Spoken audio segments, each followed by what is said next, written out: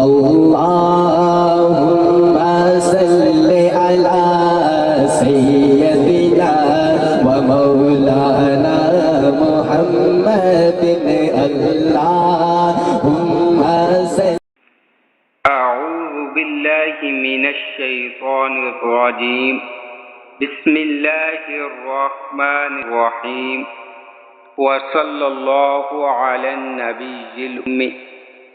اگر کوئی شخص بعد نماز فجر اور بعد نماز مغرب 71 بار اور دیگر نمازوں کے بعد 7 مرتبہ یہ درود شریف پابندی کے ساتھ پڑھے تو اللہ تبارک و تعالی اس کو اور اس کی اولاد کو معاشرے میں باعزت مقام عطا کرے گا اور لوگوں کی نگاہ میں محبوبیت نصیب ہوگی.